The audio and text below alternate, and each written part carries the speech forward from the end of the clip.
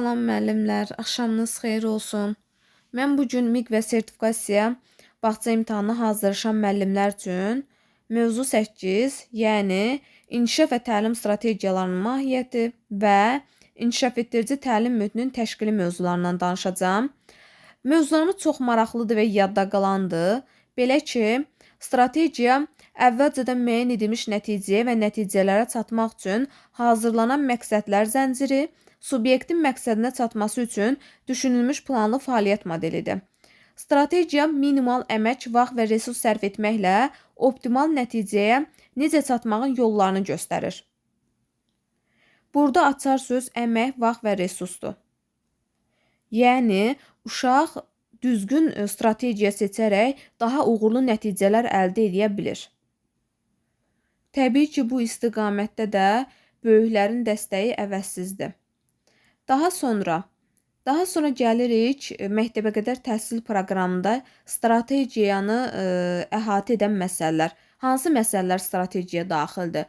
Demək, təlim prosesi və onun təşkili prinsipləri, təlimin təşkilində istifadə olunan forma və üsullar, daha sonra təlimin planlaşdırılması. Bu, strategiyanı əhatə edən məsələlərdir.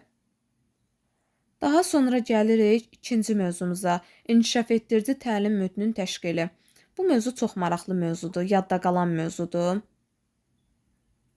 İnkişaf etdirici təlim mühiti uşağın təfəkkür, sosial, emosional, fiziki və yaradıcı inkişafına böyük təsir göstərir. Yəni ki, hər tərəfli şəkildə inkişaf elətdirir, onu bir şəxsiyyət kimi formalaşdırır. Yəni, inkişaf etdirici mühit haqqında da indi növbəti hissələrdə danışacağam. Daha sonra uşaq yönlü mühitin yaradılması işində aşağıdakı tələblər nəzərə alınmalıdır. Bunları əzbərləyin. Uşağın ətraf mühitdə olan əşyalar və onları əhatə edən insanlarla qarşılıqlı əlaqə quraraq öyrənməsi və biliklər qazanması. Daha sonra uşağın inkişafını və öyrənməsini təmin etmək üçün onun maraq, ehtiyac və güclü tərəflərinin nəzərə alınması. Ümumiyyətlə, uşaq yönümlü mühit, yəni uşağın maraqları üzərində qurulubdur. Məhz bu mühitdə mərkəzdə dayanan uşaqdır. Hər bir şey, yəni uşağın şəxsiyyət kimi formalaşması, onun maraq və meyilləri üzərində qurulubdur. Daha sonra gəlirik inkişaf etdirici mühitin növlərinə. Yəni, inkişaf etdirici mühit iki cür olur. Daxili inkişaf etdirici mühit, xarici inkişaf etdirici mühit. Adından da göründüyü kimi, daxili inkişaf etdirici mühit müəssisənin və qrupun daxili mühitidir ki, burada yəni müəssisənin daxilində nə qədər vəsaitlər, nə qədər materiallar varsa, bunlar inkişaf etdirici mühitin, yəni daxili inkişaf etdirici mühit hesab olunur. Burada da qeyd olunubdur ki, müəssisənin və qrupun daxili mühiti, fəaliyyət mərkəzləri belə mühitin yaradılması üçün əsas vasitədir. Belə mühit uşağın müxtəlif maraq və ehtiyaclarına uyğun təlim təcrübədə həyata keçirməyə imkan verir. Yəni ki, burada təbii ki, bağçanın daxilində nə ola bilər? Ən vacib olan güşələrdir. Yəni, uşağın şəxsiyyət kimi formalaşmasında, onun hər tərəfli inkişafında çox böyük əhəmiyyətə malikdir. Xarici inkişaf etdirici mühiti isə daxilə yerləşdirilə bilməyən belə deyək, məkanlar artıq xaricdə yerləşdirilir.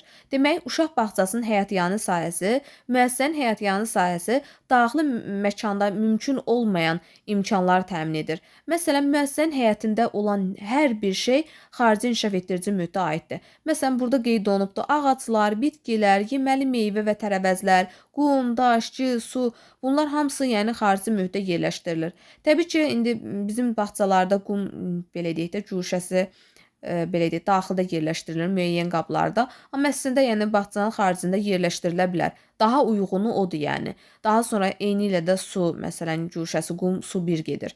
Yəni bunlar məsələn daxildə yox, xaricdə yerləşdirilən güşələrdir.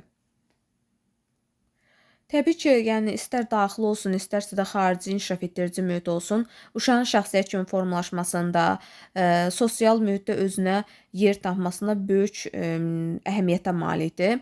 İnkişaf etdirici və dəstəkləyici mühitin yaradılması uşağın təliminə müsbət təsir göstərir. Ümumiyyətlə, inkişaf etdirici və dəstəkləyici mühit, yəni güşələri nəzərdə tutulurlar. Yəni, həm inkişaf edicidir, həmçində dəstəkləyir uşaqları. Yəni, bütün yaş qrupları üzrə qurulur və uşaqların inkişafını təmin edir. Yəni, bu inkişaf sahələri üzrə qurulur və uşağın inkişafını təmin edir. Qrup otağında şəraitin bu cür yaradılmasında, yəni uşağa sərbəst seçim imkanı verilir. Ümumiyyətlə, bu cuşalar təşkil edən zamanı iki nüansa diqqət edilir. Biri uşağın maraq və ehtiyaclarına, digəri isə müəssisədə olan resurslara. Yəni, əgər müəyyən müəssisəmdə resurslar yoxdursa, mən o cuşanı təşkil etməyə də bilərəm. Çünki yəni, kurikulumda belə, yəni bu formada qeyd olunubdur. Amma cuşanı təşkil edən zamanı uşağın maraqları və ehtiyacları mütləq nəzərə alınmalıdır. Çünki hazırda, yəni müasir kurikulumda məhz uşağın maraqları və meylləri üzərində qurulubdur. Hər bir şey uşağa yönəlikdir, yəni mərkəzdə dayanan uşaqdır. Daha sonra fəaliyyət mərkəzləri, yəni cuşələr, yəni bizim 14 cuşəmiz var. Riyaziyyat cuşəsi, kitab cuşəsi, stolüstü oyunlar cuşəsi, elm cuşəsi, təsviri fəaliyyət cuşəsi, qum və su cuşəsi, oyuncaq tikinti materialları cuşəsi, sujetli rollu oyunlar cuşəsi, məişət təsərrüfat cuşəsi, milli cuşə, gəlincik cuşəsi, nəqliyyat cuşəsi, təbiət cuşəsi və əl əməyi cuşəsi. Əl əməyi cuşəsi məktəbə hazırlıq qruplarında təşkil olunur. Ümumiyyətlə, cuşələr təşkil edən zamanı tərbiyəçi, müəllim, valideyn və uşaqlar tərəfindən hazırlana bilər. Ola bilsin ki, qarşınıza testlərdə çıxsın ki, yalnız cuşəni müəllimlər hazırlaya bilər, yalnız valideynlər hazırlaya bilər. Yəni, burada əsas məsələ üçü də hazırlaya bilər. Yəni, müəllim tutaq, valideynin əl qabiliyyəti yaxşıdır, valideynə tapşıra bilər ki, hazırlayıb gətirsin, valideyn hazırlaya bilər və ya uşaqdan bir yerdə hazırlaya bilər və ya özü tək hazırlaya bilər. Yəni, bunlar təbii ki, hazırlayan zamanı uşaqların maraqları mütləq ki, nəzərə alınmalıdır. Daha sonra burada təbii ki, yerləşdirilən materiallar uşağın əli çatan vəziyyətdə olmalıdır. Yəni, həmin materiallar yaradıcı və müstəqil davranmağa həvəsləndirməlidir. Yəni, uşaqlar bir-biri ilə, yəni elə yaradılmalıdır ki, uşaqlar bir-biri ilə ünsiyyət qura bilsin, istədikləri mərkəzləri özləri seçə bilsin, yəni istədikləri vəsaiti götürə bilsinlər. Ona görə, yəni burada bu imkanlar mütləq ki, yaradılmalıdır. Yəni, uşağın əli çatan vəziyyətdə olmağı mütləqdir. Təbii ki, bu materiallar vasitəsilə uşaqlar bir yerdə oynayırlar, əməkdaşlıq edirlər, bir-biri ilə paylaşmağı öyrənirlər, şəxsiyyət kimi formalaşırlar. Çünki burada müxtəlif inkişaf sahəsinə uyğun vəsaitlər yerləşdirilibdir. Yəni, bu cuşələr məhz inkişaf sahələri üzrə qurulubdur. Ona görə, yəni, istər idraki inkişaf, istər fiziki inkişaf, istər idraki, istər estetik və sosial-emosional cəhətdən uşaqlar, yəni, inkişaf edirlər. Beləliklə, biz uşaqları inkişaf etdirmək istəyiriksə, onlara seçim imkanı verib və onların şəxsiyyət kimi formalaşmasına şərait yaratmalıyıq. Belə müəllimlər, dərsimiz bu qədər. Ümid edirəm ki, hər şey aydın oldu. Əgər hər hansı qaranlıq qalan bir məqam olsa, şərh bölməsinə yazıb soruşmağı unutmayın. Sağ olun, özünüzə yaxşı baxın.